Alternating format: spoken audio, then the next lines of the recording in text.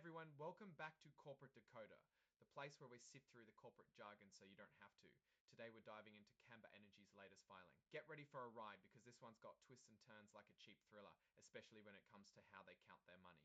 We're looking at a Form 10QSJI, which is a quarterly report, but with an A, meaning it's an amendment. They had to refile because they messed up their accounting.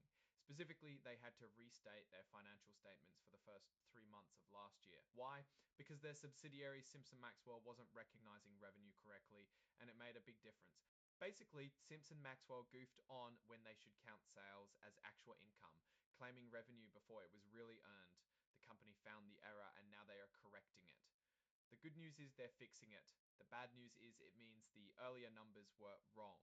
This filing isn't just a light dusting of corrections.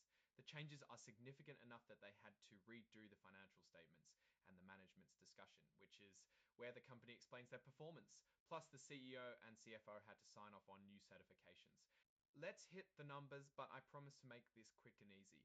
As of March last year, they had about $407,000 in cash, down from about $906,000 at the end of the previous year. Was down to $5.3 million compared to $8.5 million. However, their inventory went up slightly to $10.5 million. They sold off their oil and gas properties, so that zeroed out. In short, less cash. Less money coming in, but slightly more stuff in the warehouse. On the liability side, accounts payable are up to $8.4 million, but accrued expenses are down.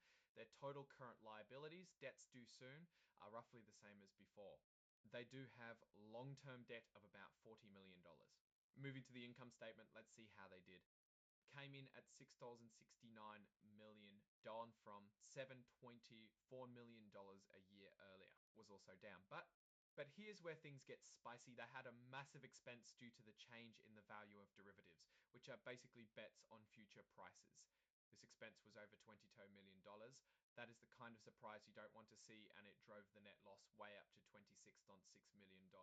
All this translated to a loss of $0.09 per share, compared to a loss of $0.03 in the same quarter last year. How? Looking at the cash flow statement, was about $1.1 million. Not great, but not catastrophically different from the previous year. Now, here is an interesting item, which is non-cash issuance of shares on true-up of Series C preferred stock.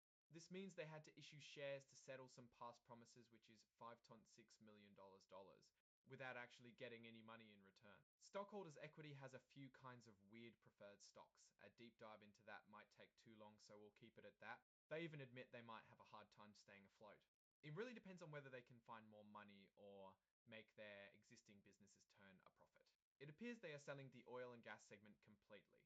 It seems they have found some cash. However, they recorded a net loss when selling. They are now mostly power generation and have divested the oil and gas business. Right, legal stuff. There's some class action lawsuit about the merger, and there's still some shareholder derivative action happening related to a report dating back to a few years ago. Overall, standard legalese and litigation. It's worth noting their accounting methods. They have tons of estimates and assumptions which are related to fair values and goodwill. So remember, these numbers are really educated guesses, which means that there are very high chances that it would be wrong one way or another by a significant margin. Kamal, let's step back and look at the big picture. Based on these numbers, the company looks weak.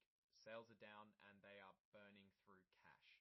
While they did manage to trim some costs, that massive charge due to those unstable derivative assets is a huge warning sign. It suggests they're either making risky bets or are subject to very unpredictable financial instruments. Either way, it's not a great look. The oil and gas sale could be a good move if it lets them focus on more profitable areas and reduce their risk of going bankrupt. Here is my 2 cents. Camber Energy is facing serious headwinds. The shaky financials and that looming going concern warning means this is a high-risk investment. They've got a lot of innovative irons in the fire, but can they actually turn them into consistent revenue? I'm not convinced yet. They need to stabilize their finances and show they can manage risk before I'd consider this a safe bet. There are other more promising companies out there need to stabilize their finances and show they can manage risk before I'd consider this a safe bet. There are other more promising companies out there than this one. Thanks for tuning in to Corporate Decoder.